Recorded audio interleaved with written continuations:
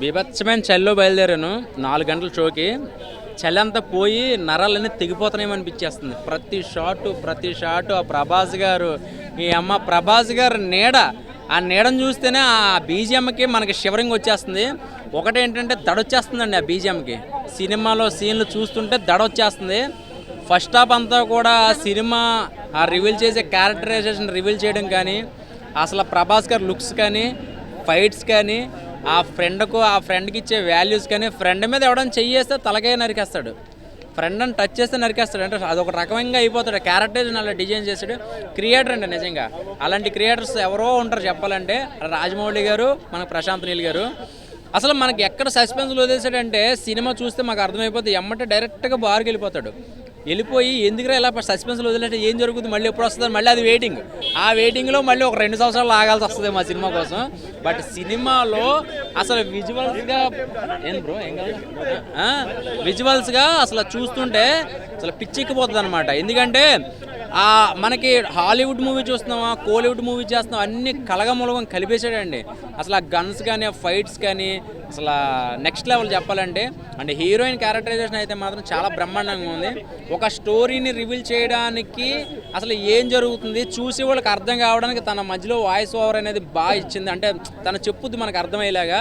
But నేను ఎక్కువ story మీకు రివీల్ చేయకుండా ఒకటే చెప్తున్నాను, సినిమా అయితే మాత్రం థియేటర్ సరిపోవండి. అంటే దాన్ని బట్టి మీరు అర్థం చేసుకోండి ఏ రేంజ్కి వెళ్ళిపోయింది. థియేటర్ సరిపో. నాకు తెలిసి హైదరాబాద్లో థియేటర్స్ 1 గంటకు షో పడితే ఎక్కడో ఊరికి ఒక షో పడుతుంది ఏ సినిమాకైనా. ఇదేంటండి అన్ని థియేటర్లో పడ్డాయి. బట్ ఏంటంటే పండగకి అయితే మాత్రం తొక్కిసలాట్లు జరుగుతాయి. నాకైతే మాత్రం పోలీస్ ప్రొడక్షన్ ఎక్కువ పెట్టాలా, ఏదైనా జరగచ్చు. అందుకనే ముందుగానే మీరు ఊహించుకోండి. మామూలుగా బ్లాక్ బస్టర్ కాదు. ప్రభాస్ గారిని మళ్ళీ ఇలాంటి లుక్ మళ్ళీ ఎప్పుడు చూడరు కూడా. ఆ లుక్స్ కానీ, ఆ ఫైట్లు కానీ సీట్లోంచి లెగిసిపోతామేమన్నా. ఏవోటే చెప్తున్నా, చేతులు ఇలా బిగబెట్టి చూస్తారండి సినిమా. ఆ ఆర్ఆర్ అలా ఉంది, చంపేశాడు అసలు చెప్పాలంటే. అంత బ్రహ్మాండంగా ఉంది.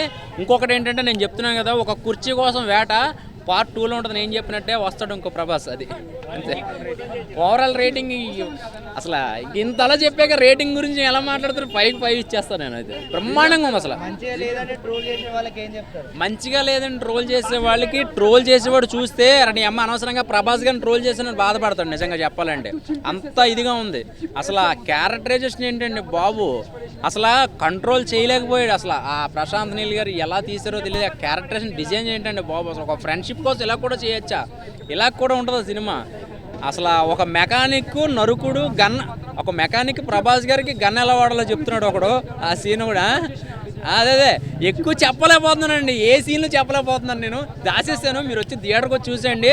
మీరు పెట్టే 400 టికెట్కి 800 రూపాయలు అంటే 2 పార్ట్లు చూసినంత ఆనందం కలుగుద్ది చెప్పాలంటే. అంత బీభత్సం అనమాట.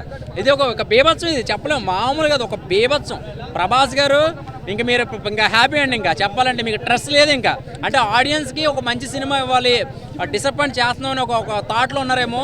ఇంకా మీరు రిలాక్స్ అయిపోవచ్చు. పార్ట్ 2 వచ్చేస్తుంది కాబట్టి తర్వాత మీరు ఉన్న నెక్స్ట్ ప్రాజెక్టులు ఏంటనే ప్రసంగం తీసుకోవచ్చు. ఒకటే చెప్తున్నా, సినిమాని రకరకాలుగా ట్రోల్ చేసి ఏదైతే చేయొద్దు దయచేసి. అదొకటే నేను చెప్తున్నా.